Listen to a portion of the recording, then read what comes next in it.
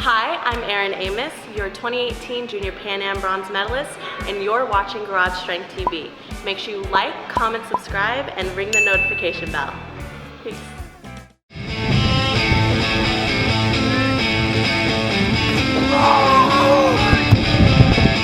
Let's do it. So we're here for another episode of Dane's Platform, and I've got two state champions, Evan Arnott and Jason Kuhn, are in the room. So these are like two of the first throwers, I'd say the first batch of throwers, like if we could call it Garage Strength Wave 1 of throwers that sort of came through the gym and came through the original garage, even when we didn't even have the full garage at my parents' house, all the way to the barn, all the way to where we're at today. Although Evan was mainly at the barn and he never trained here. So both these guys threw in college. Evan threw, 196.10 in high school? 195.11. 195.11 in discus and 59.10 or 9 in shot. And Kuhn threw discus and then shot he threw 59.11. Hey, I got a district medal in discus. Oh, sure you did. What'd you throw shot though? 59.11, right? 59.10. I had like 5 meets. Oh, so I had like 59.5. 5 meets over 59 though. Oh, Yeah, we should have both went over 60, but we fucking pushed out. We Yeah. I blame Wait, Dan you had district medal. I blame in Dan discus? leaving. You had district medal in discus. Oh Yeah, 'cause it was top 8. He says he blames Dan for leaving. Yeah. He always says because Dane wasn't out there. Fucking, Yeah, wasn't I able was to do training. like 15 hour work days. Yeah. So many people there. Yeah, so Let me tell you something, Dan Maroney. No, Dan's a good guy. I hope he's watching on live. Probably not, because nobody watches. But anyway, if we could, or if I could sort of introduce it, where Kuhn started with me when he was in like 7th grade. Evan was in like 7th or 8th grade, and they both sort of started at separate times. Then it slowly became training partners.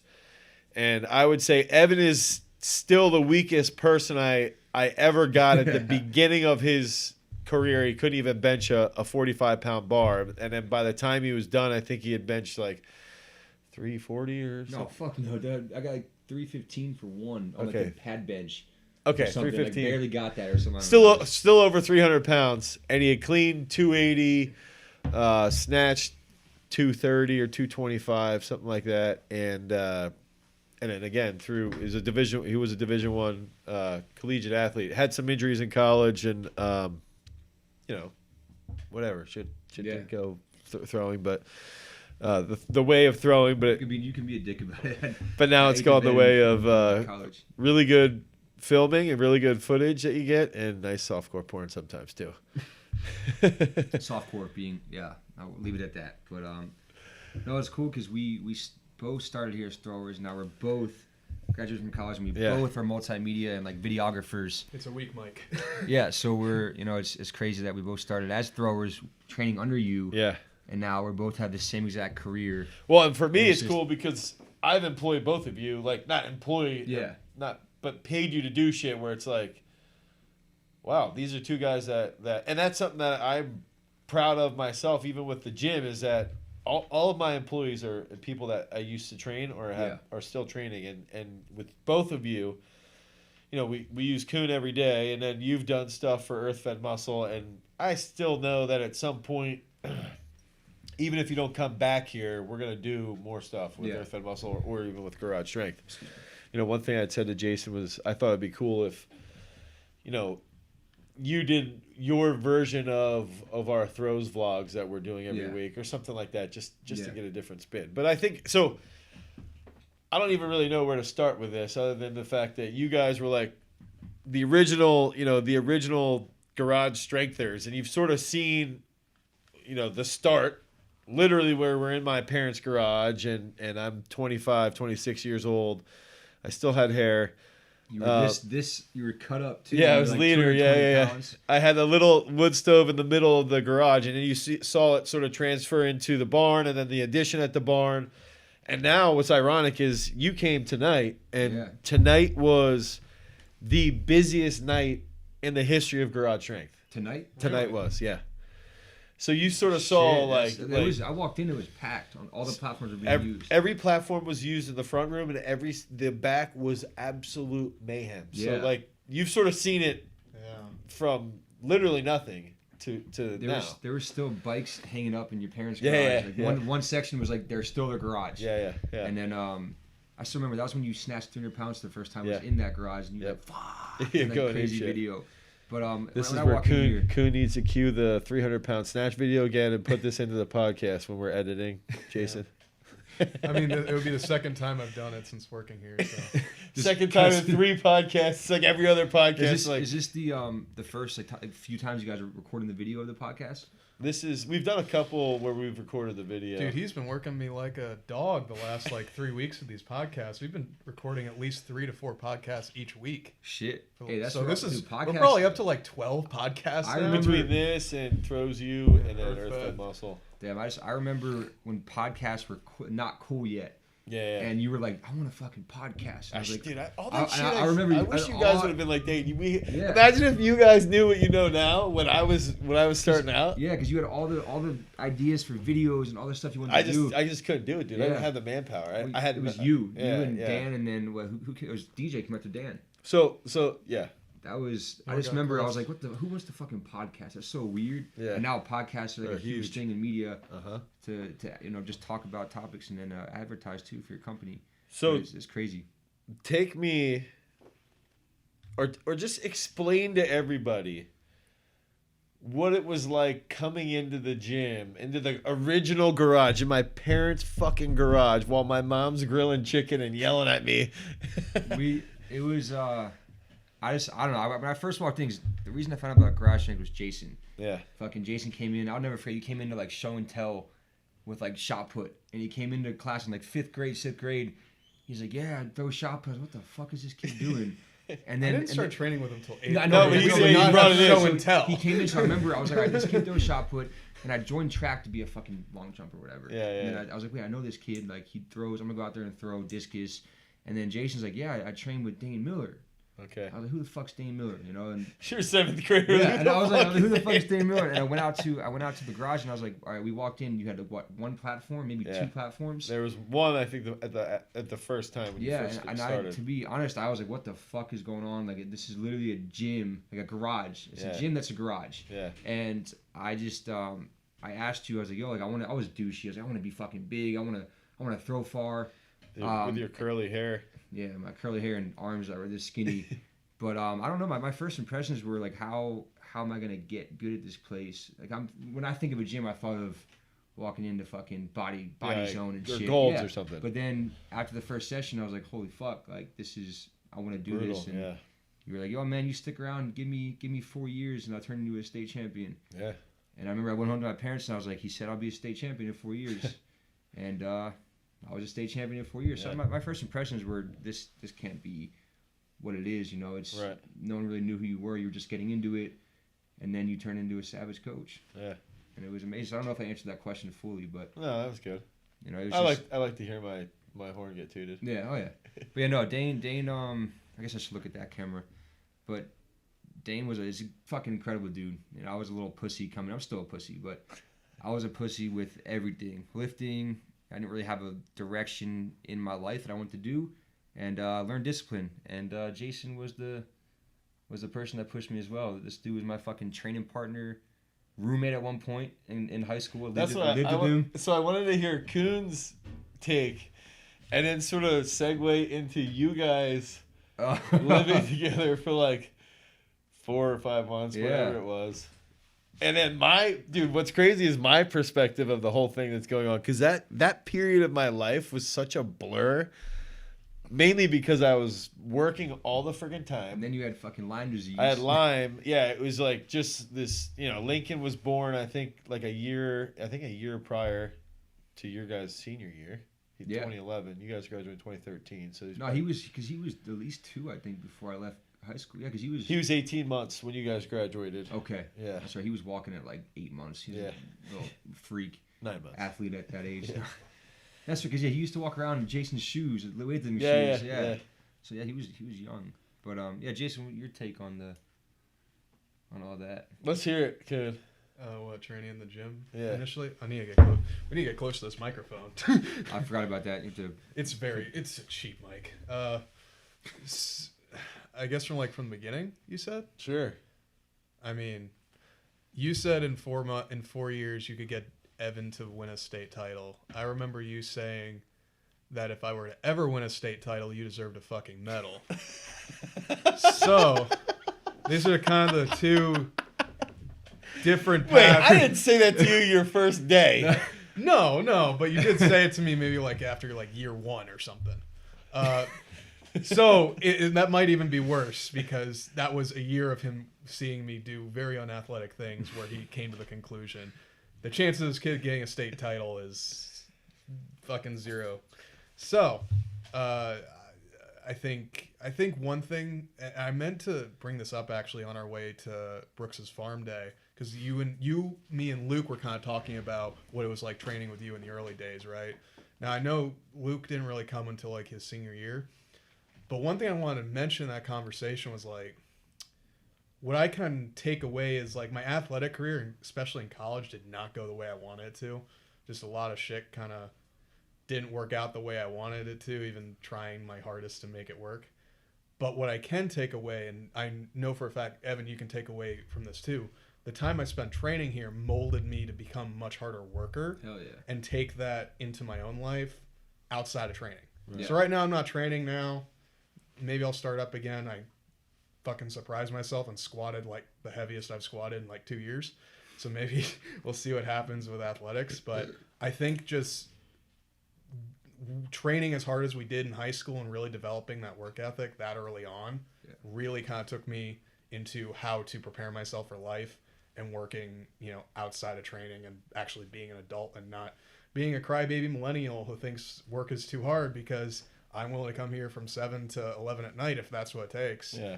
How many other people are willing? Because I know you do the same thing with some of your shoots, and it's how many other people that are 23 are willing to do that? I think that's the thing for me is seeing. And we saw you do the same thing, from watching you train us all the time. Seeing from knowing what it takes for both of you to put out good footage.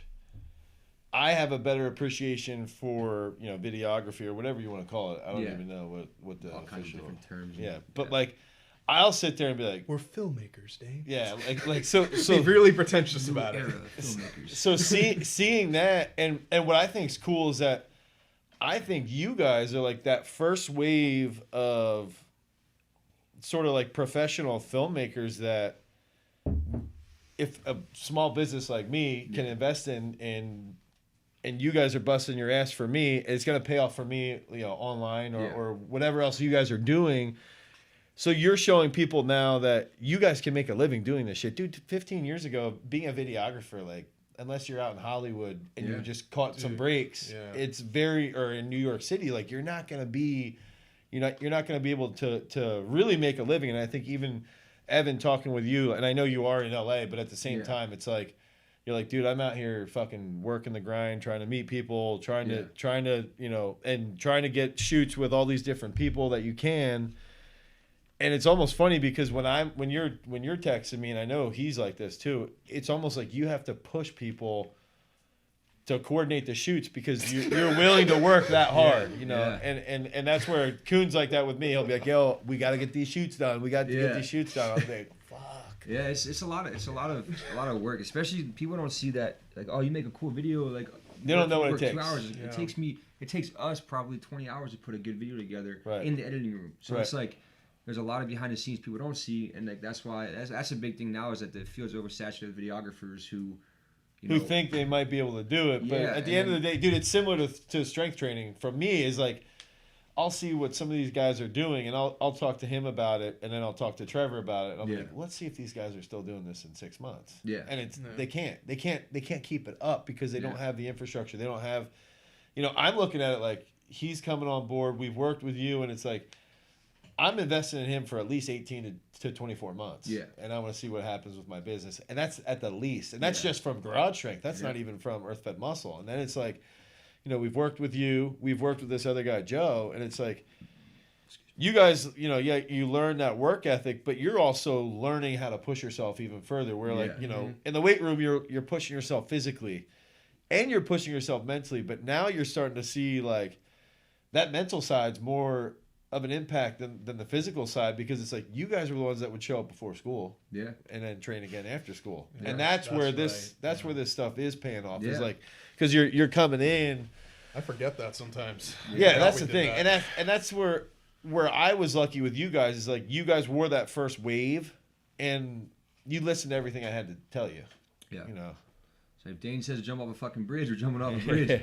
We're gonna throw farther that way. Fuck it, let's do it. Well, yeah. So I think that's that played a huge role in the development of my gym too. Is like you guys created. I would say you guys, along with Morgan obviously and Trevor, Amanda. Pete Renda. I was gonna say, and then having like somebody like Renda come in as well, and it's like that big group of guys. We had 4 or 5 state champs or runners up within 2 or 3 years, and it was like everybody had that same exact mentality, and that's carried over to now where we have a kid that fucking drives from Philadelphia to come down and train. Shit, like he was here tonight, and it's like that's because they see it, they see what you guys sort of laid the groundwork for. Yeah. So it's that's what you taught us, is persistence. Yeah, I was not a fucking good athlete, and I can speak for Jason and say I don't think he was a good athlete when we first came in. Both of us weren't. And me definitely not.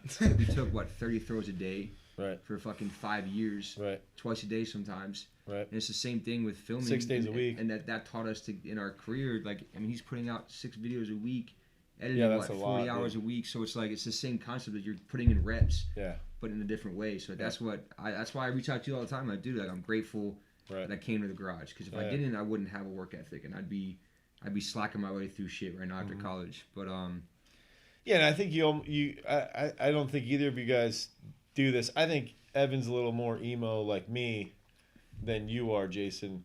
A little more emotional. So you're a little bit more emo, but I don't think as far like you and I think are very similar, where we're wired, and then we sort of break down. Yeah. And it's like, but at the same time, like when you break down now, you're breaking down, but you might break down and be like, fuck it, let's take a step back. Let's have a little bit of perspective. Yeah.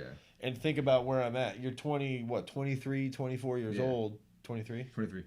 Yeah, and dude, when I was 23, I was still living in fucking Canada, and I was still fucking drunk, and I still had no clue what I really, really wanted to do in life. Yeah.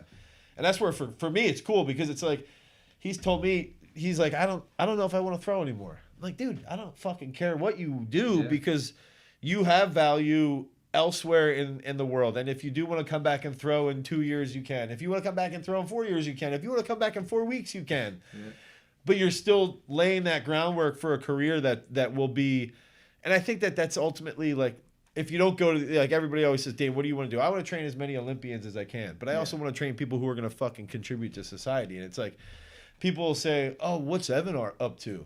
I just saw a teacher the other day, and I was so fucking pissed. I was like, he's killing it. He's out in LA, and he's like fucking making really cool videos. I hired him for my supplement company, and he made 3 badass videos, and I pulled up the one, and he was like, I didn't realize he was doing that well. And it's like, dude, not everything is based around a number of what you're throwing in the circle. And I think that's their perception. And a lot of people they just see the surface area. And then he was looking at the video, and he's like, Arnott made that. That's funny. I was like, yeah, dude. He's like, wow, like he was like blown away. Yeah. And then I was telling him about Jason, and he's like, dude, that's like, I didn't even know that these guys were doing this shit. So I think that's cool. It's like, and it's a way, I don't even know where the fuck I'm going with this, but it's just a way that there's more to be learned from. I think this is it, is that there's more to be learned from when you're a young kid. And this is where parents don't really value it from the perspective of training, is that you're not just learning how to be an athlete. You're not just learning how to be, to be a state champ. That was the main goal. Yeah. But it was also like, okay, what if everything breaks down? You know how to handle stress because you've performed at the best that you could possibly throw. You basically, I think you PR'd at states. Yeah, about a lot. Yeah, and it's like, okay, so you can handle stress at that point in your life when you're 17, 18 years old. And for me, you know, knowing you guys, knowing Renda, and that's why everybody's always like, well, why do you just hire from the inside all the time? And it's like, I hire people that I know that can fucking work. And I want to work with these guys and women that they have that same attitude because you're No, I know what you mean. Yeah, it's just, I was just going to say, how long is it going to take till I start to cry like a bitch? Hey, make me tear up then. No, but you know, we I wouldn't say I'm a full man yet, but I was a boy when I came in. Yeah. And I went through hell when I got to college and shit broke down. I went through hell for almost 2 years with the injury, and then my mental state was fucked. I was like, where the fuck am I going? Like, what am I gonna do? I was like, what do I have passion for? And it was walking around with the camera. That was when I was happiest. I was, you know what? If I put what I learned at Garage Strength, and I was like, if I fucking hung up my state article in my room, got it laminated, put it at the front of my door every day, so there was a reminder, like, you woke up every fucking morning to like do something that made you a better person. So like put this same effort into something else. Right. Yeah. And that's what you're saying is like it taught me to. Yeah. Do that's the overriding lesson. It's like that's where I think what's tough for me is getting parents who come in the door and they want their kid. They just see like, I want little Johnny to be a state champ. I want little Johnny to be an NCAA All-American or whatever. I want John to go in the NFL or to do whatever. But they don't think, like, for me as a parent, dude, I want Lincoln to do all that. I want Sanderson to do all that stuff for sure. Yeah. But at the end of the fucking day, I want to make sure that my kids can contribute to society, that they can be critical of themselves and be creative. And that's what's so fucking cool is like, you guys are doing shit that, and Jason always says this to me. He's like, Dane, imagine if you would have been doing this shit with YouTube in 2010, 2011, when it was so much fucking easier to do. You would have hit that platform and taken it over. It's like one of his videos has over 300,000 Yeah, the views. baseball. Right? I remember I watched those videos when I first went to the gym. I was like, who the fuck? Like, what is this shit? This is awesome. Yeah. And I was like, this is why like I knew it was gonna be a crazy experience because you were doing different shit. So that's what's cool for me is like think about where you guys are at now. Is like not that you were my age. I was 26, I think, when you guys started. Yeah, 26. Yeah, 26. So when you guys started, I was 26. 3 years older than where you're at now. Yeah. And you have this work ethic. Like, where do you guys want to be in fucking, what would that be? I mean, so 11 years from now. 11 years? Where do you want to be? Like, that's the thing you guys can think about. And I know only because I asked Jason this past week in his work tracker. I have a decent idea. But for you, I'm sitting here going like, dude, you could be the guy that, who fucking knows what you're doing? Yeah. You know, you could be filming fucking Hollywood shit, you know, if that's what you want to do. Yeah. You could just be doing like you're already doing commercials and shit. Yeah. Like, I think that's what's so fucking cool. Yeah, see Joe Mondell. I understand why everyone is. Oh shit. How's it going, Joe? Hey, fuck you, Joe. I think his leather jacket's cool. That's funny. I like it.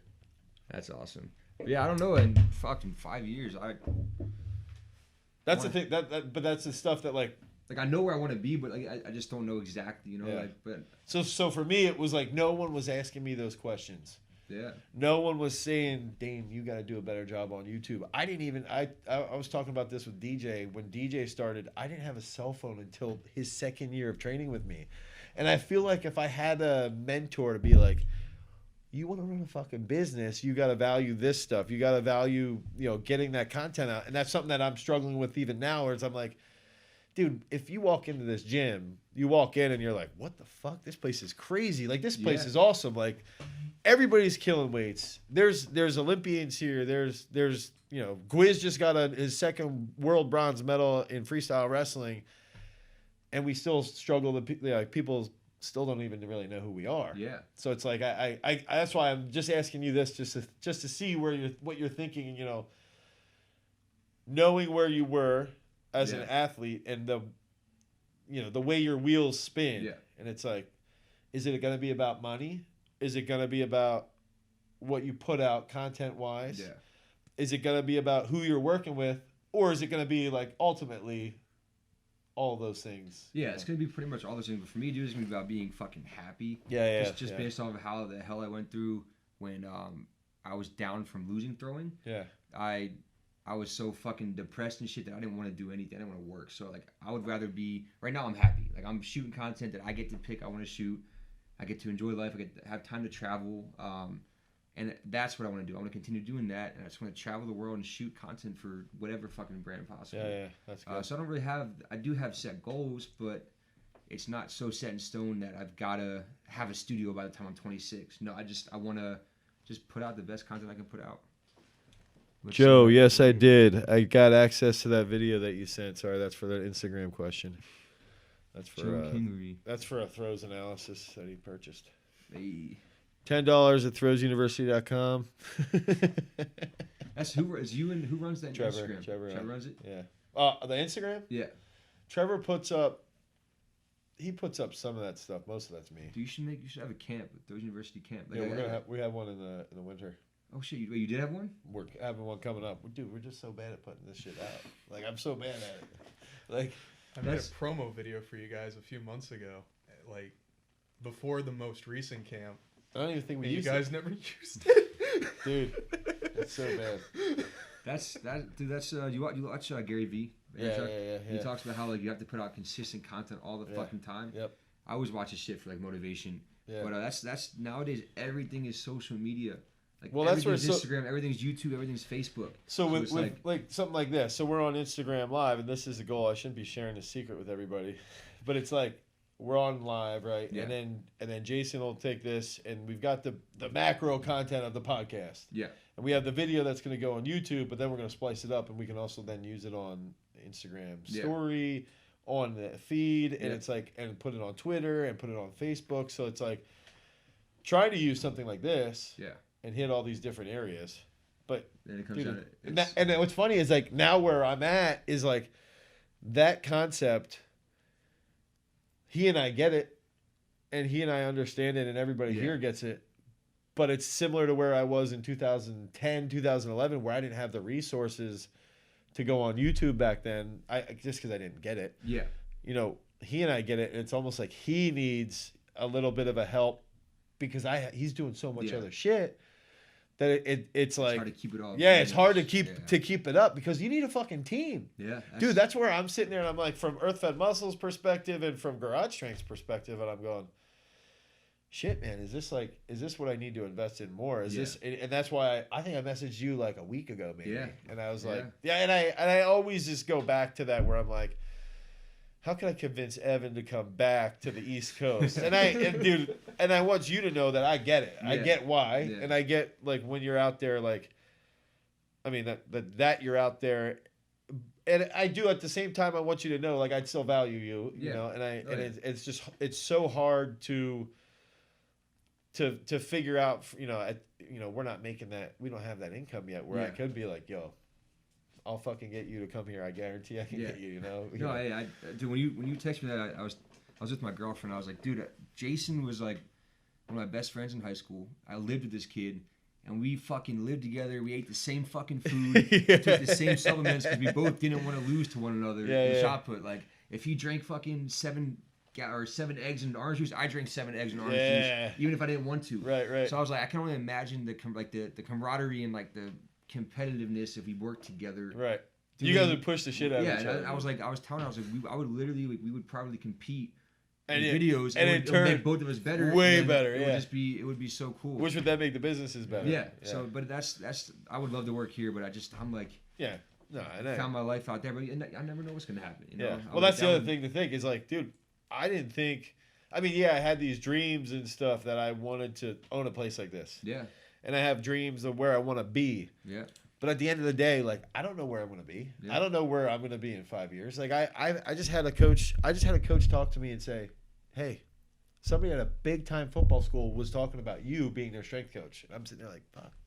What if somebody who's a Power 5 calls me up and they go, "Yo, here's the $600,000 contract. We want to. What am I supposed to do?" I was just having a conversation with a friend out there about like my coach from high school, and I was like, he's probably one of the best strength coaches in the world for any level. Right. Imagine that collegiate. If you walked in there, you would completely fuck up a program in a good way. Well, yeah, that's destroy over there. That's where and I'm like, well, I don't know what I would do. Yeah, I was like, what would you do if you got hit with this? Say Penn State, yo, here's $600,000. do you go and do it and don't know. hire someone to take over here? Like I don't know. that's where you're at that level. Yeah. You're at that level where now you're going to be getting seeked from huge schools. Yeah, I know. Which is cool. I guess that's where going with what we were just talking about. You just don't know, Yeah. So, and that's why for me, and that's why it's also important to keep these relationships, positive. Where it's like, if when you worked for us last year over the wintertime, it was like, dude, like that was awesome. Yeah. Your shit was good. So, Jason, do you have any input? Jason's waiting for the correct moment to pop in. On exactly what? On anything. Where are you going to be in 5 years? Working with Evan. Oh well, the media he- path of Garage Strength from so 2008 to now. So he on our latest work order, he asked me, write down what would make this a dream job, and instead of talking cool about question. like the money that I could be making or all the cool shit that I could have, I was like, if I could get a partner. Now this isn't like, I feel bad because I feel like we're just trying to push you to come back, but. So is this I get me in here? No. Yeah, no. that's Get in. right. I feel bad. He actually did write this though. So yeah, Yeah. So basically, I would wish I had a partner.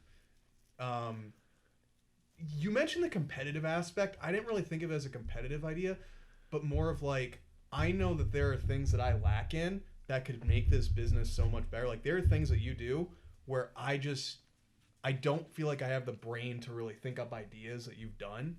And that's the same goes for a bunch of other type of videos. I'm just like, it's not so much I don't think I can do it when I look at the actual what the process is to make them. It's not like I never have the idea to even go in those directions. Yeah. So I told him, I was like, I wish I had a partner that I could like bounce ideas off of. And I was like, and then like I could have input, they have input on each other's videos, and it's like and then we would be giving each other ideas that the other person wouldn't think of. Yeah. And take things in directions and make ourselves better that way, because essentially, and they always joke about this. They call this room the dungeon at the gym, because I literally just stay back here in the dark, like for I always see the 5, videos. 6 hours. And all the pictures of him like Jason just back. And they make fun of me, but you probably know you I can see get color. that. You Yeah. can see color better, and that's Yeah. why they think I'm lying. But No, you turn the lights off in my room, light a little candle. That's it. Yeah. That's the only source of light. So basically, like, I'll be back here for fucking hours on end, no human contact, and I'm just like, dude, I'll just sit here sometimes and I'll be like editing this video, but even though I'm actually doing edits, I'm not getting anything done because I just don't have that. I don't have that spark of creativity. Well, he's even said too where he just sometimes he can get stale, and I think that's true with anything, dude. For me, when Dan was around, he's like Dan was always pushing me, from a strength perspective, and even Trevor and DJ and Jake and even Caitlin now is like they help me, get pushed to the point, and like when I go on these trips, going to Worlds or something, like I'm around some of the best coaches in the world.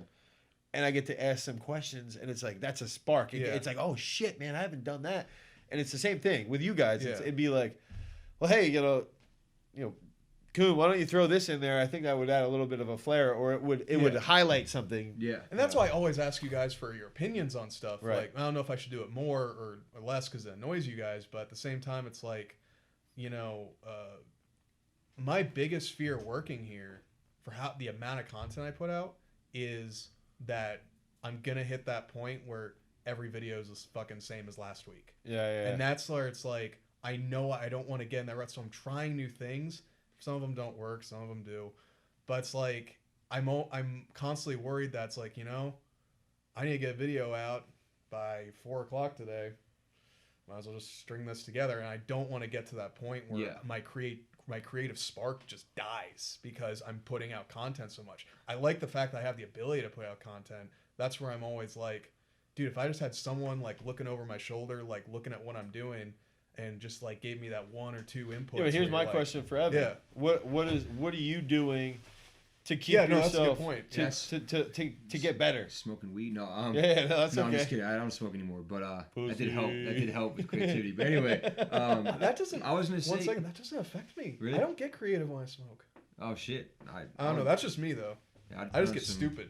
Well, that too. That And then too. people just make fun of me. But I was when he was saying that, like when a brand would be like, hey, we want 8 videos for promotional videos and we'll pay you this much for each video. And we want them done in, 1 video a week, or we want 4 videos a week for 2 weeks. Yeah. And I'll always hit back and say, how about I do 2 videos? And then give them some crazy ideas. Because I think a lot of people are like, we want so much content that sometimes too much content, like you said, can wear out the creative person. And it could like take away from the creativity. So like if someone wants like a contract with fucking 20 videos, I always counteract and say, hey, here's a script for 2 or 3. I want to go in this direction, and I can do more than that, obviously, but I'll give them 2 or 3 ideas that are badass and weird and creative that they'll be like, oh shit, like it makes more sense to spend more time and give me 2 days to do each video. Right. So it's just like finding that fine line of like, I don't want to do. Then you watch a Gary Vee video and then he's like pump it.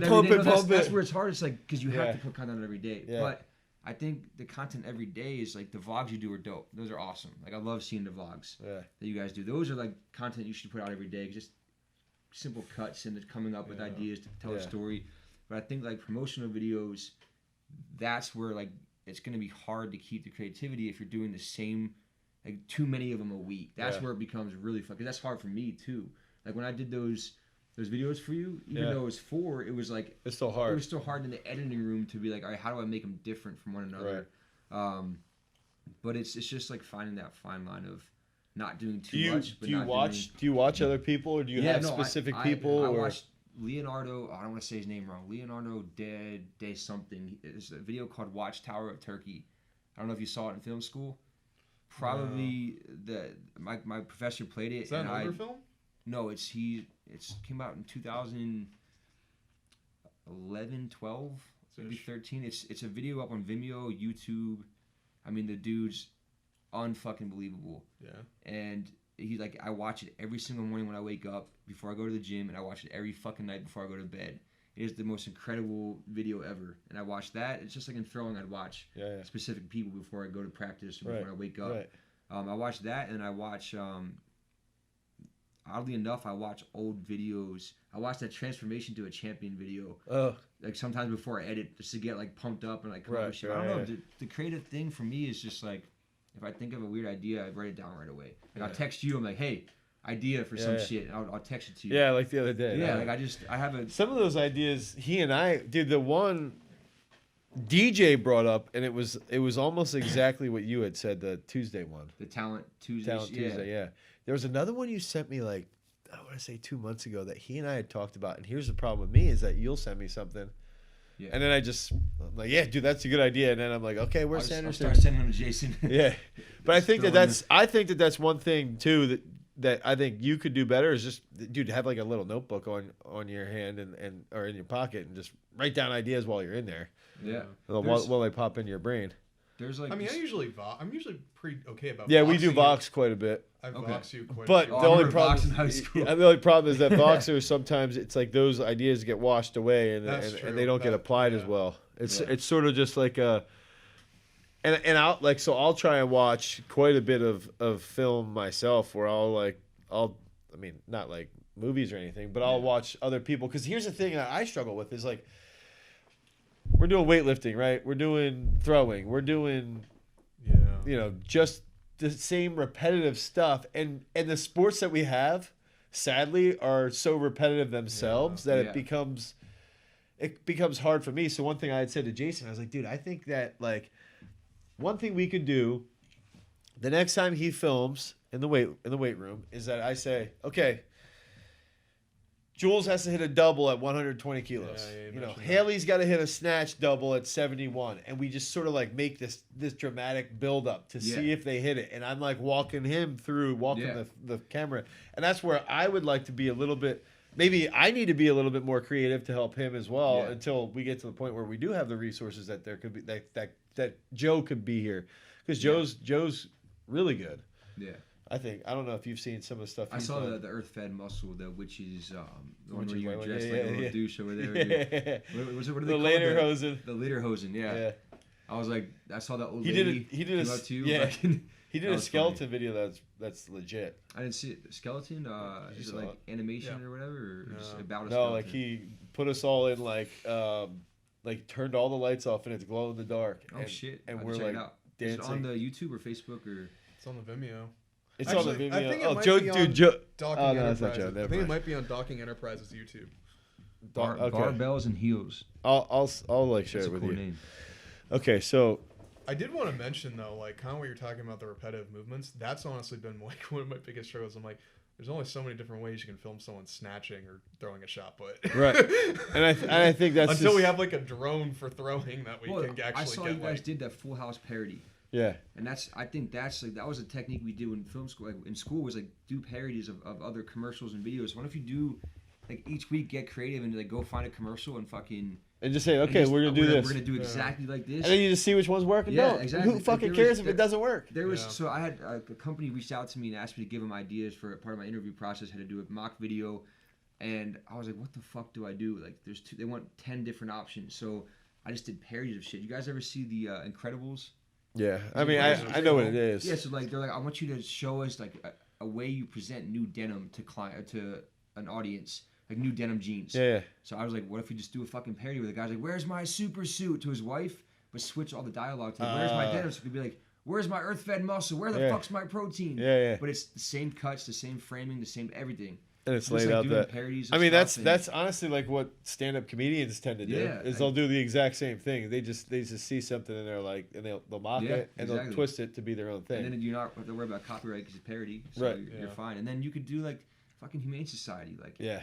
like jokes, like making sad commercials that are obviously it's humor. You're not Yeah, making yeah. fun of someone, but there's like all kinds of shit just to keep it interesting and go more towards comedic elements too, because that's huge right now. Everyone wants to watch skits. Right. So I think that'd be funny if you guys did skits. Like each week you do a skit with it starring a new weightlifter Or a new thrower, new whoever. thrower. Yeah. And we're just like showing it showing the vlogs like you said from someone else's perspective. Like how you always used to hold the camera and do the vlogs. What if someone else, one of the athletes, had the camera? Like each week, someone else is required to do a day vlog. Yeah. And just record their whole day and how they, like just showing it from a different perspective. I don't know, there's different things you can do and mess with, but I'm sure it gets hard to come up with a lot of shit, especially when you're doing that much content. Yeah, I'm just picturing like how much the lifters or the throwers are just gonna whine to Dane when he asks him to do that. I think it's a great idea. I think it's a good idea, I'm but just picturing their make face. it part of the fucking contract. That's you what want they to have. train with me? You have to. That's what you have to do. Be actively helping with, and that's if you get everyone on board that is competing. That's where I think we're at right now, though. Is that I think we're at this point where we're sort of teetering back and forth, where it's like all the top athletes that we have, and I think what's funny, Jason, is that I think that the main they call it the sports performance side, the middle part of the gym. They love when Jason comes in. Like they even though he's barely, I don't even think you've been over there much, but they take to filming much better. Mm-hmm. Yeah. The front room and the throwers are decent. The throwers are pretty good. Yeah. But Luke likes it a little too much. but like with the weightlifters, it's like we're teetering back and forth between like, do we really want consistent videoing of us or not? And for me, I want it if for no other reason they can look back in a year and be like, oh shit, look at that. Yeah. Like that's where I was. And I think that's sort of where I think some of them, I think Jules takes to it pretty well, and then some of them they just maybe some of them it's also just their personality. They just don't, and that's perfectly fine. But it's also like if they buy into it, like this is gonna help us, and this is gonna help me, not just me, but if I was a weightlifter, this is gonna help me as a weightlifter because I'm gonna have more notoriety when I'm done lifting. Yeah. I'm gonna have more experience on in social media, and I'm gonna have more experience online doing things and stuff and interacting with people. Yeah. And that's what I want. I want it to be like Haley has not her brand, but Haley is Haley online, and that she can develop that when she's done lifting, or maybe even while she still is lifting. You know, and that's where I'm trying to get I'm trying to get Jake to buy into that a little bit more, because I think Jake could cultivate that a lot more and contribute to the creativity. Yeah, you should have all your athletes read "Crushing It" by Gary Vee. Yeah. Which talks about how to use social media to build your brand. Right. But that's 100%. Like if you have each person build up their own social media, then everyone's like, yo, where do they fucking train at? And and then all of a sudden it's like, just, and everything just continues this awesome cycle of just shitting on everybody. Yeah. I mean, that's where like you mentioned Jules, but I think like I've noticed like so Jules, Jake, Tyler are all people that really actually they take to the video quite a bit. The other ones but I think the added benefit to them being on video is when they're at a major competition, they have a fucking giant ass camera, Yeah, they already know. television camera. Yeah, that's true. Like at Junior Worlds, dude, they had one of those booms that was like hanging, and like you'd walk on stage, and that thing would come into your face while you're chalking up, and it's like right here. It pushes back slow. So maybe the more introverted lifters can be, comfortable in a setting like that because they're used to. Oh, well, I have this guy in my face every fucking Wednesday, so you know this isn't new to me. But I mean, and that's where it's like talking about the creativity. I try to feed off of creativity of like other people from random places. Like Jake Horse has kind of been like my feeder for creativity because he had like this really weird idea about talking about Pornhub. That ended up becoming our most viewed weightlifting video. So like I saw that little screenshot. I was like, oh fuck, what's happening? Like at first I was like, I'm not sure if we should go this way. But at that point I was kind of like, we were only getting like 100 views per video on the weightlifting. I'm like, dude, fuck it, let's push the limit. Yeah. And it's like we didn't do any or talk about anything dirty except bringing up the brand, and like that got people talking. We ended up getting like 180 fucking swipe ups on that. Yeah. Like it was stupid. Yeah, it was it was probably one of the best story posts we've ever done, maybe in the history of the account. Right. And I think it's like we're in a unique position where it's like we can really cross the line on a lot of stuff, and no one's gonna it's not gonna negatively affect us. Right. Yeah. And that's like trying to find like what line should we cross? How far should we cross them? And like what can we do to sell him as like this image of like this fucking renegade guy who's willing to push the boundaries and break the rules and not, be Mr. Nice Guy. I think that's coaches because that's what everyone wants and that's what everyone expects to see, or these coaches that want to keep all their secrets of their amazing lifting techniques or throwing techniques. And it's like at some point you're kind of like, we need to make money. Let's put it out there.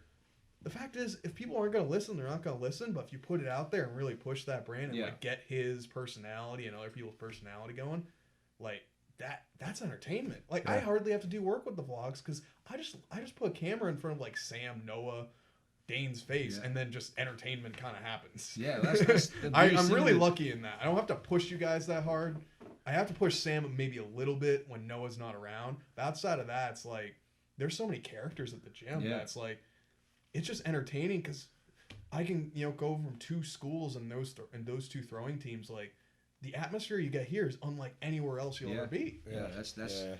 You could put a fucking mic on Homer and have I was just segment thinking once that, a month. Dude, I try to do that, but it's like he doesn't want to show that side of himself you just on gotta video. Just sneak it when he's not paying attention. Just get reactions from him.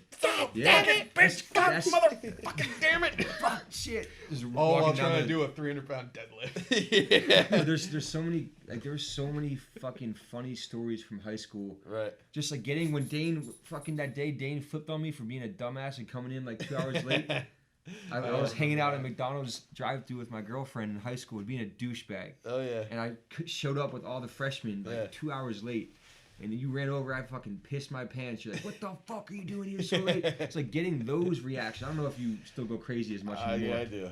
But that's good. Like, you need to show all that stuff. Like, that's the stuff that makes it different and makes, like, it humanizes the gym is, like, no one wants to show the coaches flipping, the athletes I also going crazy. think that does show. So, I did this recently at BC because I go over there for football. And the one coach is like, if we had that on your vlog, that would be the biggest hit that you would ever have. Because he's like... People think they see me and they know I'm more professional than I used to be, but he's also like, dude, what people don't get is like you care about the kid who's in 9th grade and is a third string fucking center as much as you care about the kid who's signed to go to Pitt. Exactly. That's why we trusted you. Yeah, that's the whole thing, and I think that's where we're at. I think that's where we're at with EarthFed Muscle because even our consultant with EarthFed Muscle, he's like, dude, you have me, like he's pointing at me, and he's like. He's someone you can market around and you can build the brand around him being a lunatic. And just constantly being off and always fucking pushing people and always pushing people in all regard, really. Yeah. So that's everyone in the weightlifting world knows you. I don't even know much about weightlifting, but I see those fucking videos of you going crazy when you're at this history. I know everyone knows who you are when you walk into a gym. Right. But it's like you have that personality and brand, like it's we all trusted you most athletes that come here trust you in the first 2 days they're here. Because they know I'm into it. Like I want them to accomplish what they want. You're professional, but you're also it's like talking to a friend too, and you fuck around. Like it's not just like, all right, buddy, you're gonna do this shit right here. You're gonna have 5 reps, and then you're gonna go back to your parents. Like you fuck around with athletes, you joke with them. Like it's you know you gotta. I think I want to see more of that because I watch the vlogs all the time. Yeah, I want to see more of like fucking the Dane Miller that everyone fucking knows in high school. Like, oh, you go to Dane, you're gonna get some crazy ass shit's gonna happen at the gym, but you're gonna be a savage. Yeah. And there's so many stories from high school, fucking with me and Jason and me throwing dumbbells at each other. Throwing dumbbells at each other. Me and Kevin slap boxing. I punched him in the face in an accident, and then you almost kill me. And there's oh wait, that's how that whole thing started, isn't it, Coon? We showed up late. Then we slap boxed. I punched him in the face in an accident, and then you just dude, I fucking shit my pants. You scared the hell out of me. But that was it. So Coon or me? No, you know. Oh no, the thing with Jason, we're doing yoga positions. Remember that we were practicing yoga positions, and I was like mocking you. I wasn't being an asshole. I was being a straight asshole. That's what it was. But that was pretty interesting. You okay, Jason? But showing that stuff at the gym, that's the type of stuff that is gonna go viral. It's like showing all the bad things too, not just the good. Like they hit this crazy I think what's tough is that he hasn't filmed on a day when I've lost my shit. He hasn't been here, or just hasn't. He just hasn't filmed that day. I mean, dude, I would be going for those reaction shots. That's a line to toe, though, because you know, as much as I want to push the boundaries, there's some stuff like that where I get nervous. Where if we put that out there, like people are gonna still come. Well, it's not so much that. It's kind of like, you know, how many if the parent complains, if this is on video. And then that carries around to other people, and then I get nervous of like, not to say like you're doing anything physical, but I always get nervous of like how sensitive people can be towards that shit. Yeah, you know what I mean? Yeah. And then it's like so much that like I want to make sure that like we do stuff, but I don't want to do something that could actually negatively affect us. And I know like we appreciate like what you're doing. But there's so many people out there who aren't like us, and I try to take those people into account, and they make me nervous because it's the complainers that make this world fucking shitty, and cause all the problems, and it's people that it's people that are fucking complainers and that can't like accept other people doing things to make other people better, or even accepting other viewpoints. Is the reason why we constantly have like a police issue in this country is that a random white woman's gonna call the police on a fucking 12-year-old black kid. Yeah. Is because they're so like ingrained in the way they see the world, everything's sunshine and rainbows, and that like other people that might be doing, you have preconceived notions like, oh, he's screaming at this kid, that means he's like verbally abusing him, and we have this anti-bully culture that's going too far, and people are like any sort of criticism is considered bully, and then that's where I get nervous. It's because I think obviously what you do is in a way that I think is beneficial to kids. I just feel like there's so many people out there that could take it the wrong way, and that might have power because they're rich and they don't know how to. I don't know, man. I'm kind of rambling, but you know what I'm saying, right? There's so many people out there like that. Jason rambling? Yeah, but you know what I mean, right? No, I agree with that. It's just people get crazy, man. I fucking love watching the videos where you're just like, fuck yeah, screaming, jumping up and down, and you got thousands of views on those videos. Yeah, it's almost like trying to figure out how to capture that. Maybe not consistently, but more frequently than we do. Yeah. So I mean, I remember that one time we had training. This was probably a few months ago, where the one thrower came up, and I can't remember. I think he's like a freshman or something like that. I can't remember. Yeah, he's a sophomore.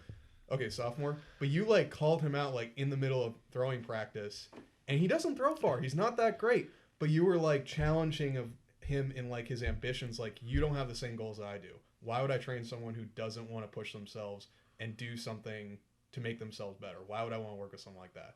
And you like just cut so deep into him, like, dude, like these are things I'm not sure most kids get told. And I think it's like that's where you're But it's valuable. Like they need to hear. That's where the benefit is. It's like, dude, you might not be great. You might not even be like objectively good, but always putting in that work will yield some sort of benefit. You know, you'll be more happy in life, and you'll feel more proud about the accomplishments. Like him and I weren't supposed to be as good as we were. Right. We weren't like Kyle Feldbell. We weren't like Kyle Long, who were the big guys at the time in Pennsylvania.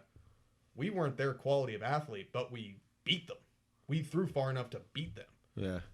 I don't know if you ever beat them head to head. I don't know if we ever. No, we never beat them head to head, but we threw their distances, right? Yeah. So if we could beat them, we shouldn't have been at that level because we weren't that athletically gifted. But it's pushing yourself that you taught us that could get us to that level to where we both went to Division I programs. Right. We both got scholarships. So let's end this podcast. For the gym with the brutes out there. Should I do one of my question things? Could I love to do these? I don't know what that is. So I do like 5 questions. I'm with it. I don't know what it is, but I'm down. I'm just trying to think of them. Okay. Okay, you ready? Okay. So I have to answer. Yeah, you answer them. Like, yeah, like right off the top of your head. What's your favorite memory from Garage Strength? when Jason almost fucking took my head off with a dumbbell. And I'll just leave it. Should we leave it at that? Yeah, that's perfect. God damn, I was actually hoping that you were gonna. I was trying to set you up to give me 2 other answers, and then I was gonna try and lead into that one. What is your hardest training memory? Fucking Prowler hour. Okay. Being hungover after a party. Shit. What were you thinking? What were you thinking when you'd be throwing in the snow? Like literally, we'd be outside throwing in the snow. Why the fuck are we outside? Like, why the fuck is my hand? I still have a fucked up, like, my hands still, they're cold right now. I think I'm scarred for life from just how cold it was. Picking the shot up out of the snow. Yeah. It was so fucking cold. But, yeah, it was like, when are we going inside to stand by the wood stove? And we used to put our socks like right, to dry them out. Yeah. Okay. Give me the best lesson you learned in film school that you apply every day when filming now. Best lesson I learned in film school. My professor said, and I'll never forget this. He said, "You're only as good as your last project." And he was talking about freelance work. Okay. Which is kind of ties in with the whole persistence thing, like putting in the best work you can do, working the hardest, and being persistent with continuing that. And I live by that shit every day. Right. So just always making sure my next project is better than the one I did before. What's the best lesson from throwing and training that carries over into film? Persistence. Like, I use that word all the time. Okay. Just doing the same shit or doing the same shit to get better every day. Right. Always finding new things, new cues for throwing or new cues for weightlifting or new techniques for filming. Just doing it every fucking day. What would you rather film, softcore porn or hardcore porn? Hardcore porn, 100%. Some BDSM, shit. My God. How about we'll go one more. No, that's something different. If we go one more, especially because the podcast has ended, what would be your dream job? Give me your dream job in 3 sentences. Dream job. Traveling the world, producing all kinds of digital content for every brand possible. So it doesn't matter what, matter. Yeah, okay. I don't want to be tied down at a place. I want to be everywhere. But it's not even like brand or not even like industry specific. No, okay. I want to kind of stay away from the industry for now and just focus on my own content. Yeah. And then get into that when I'm older. Okay. Yeah.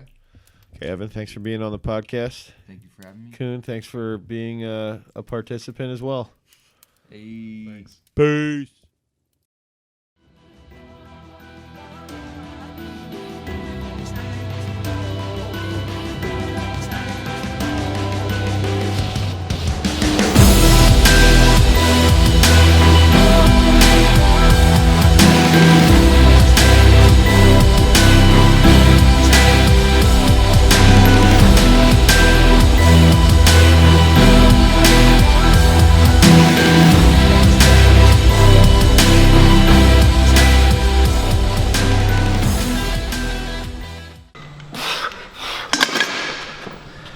Feel a little more pumped. A little more, or what was?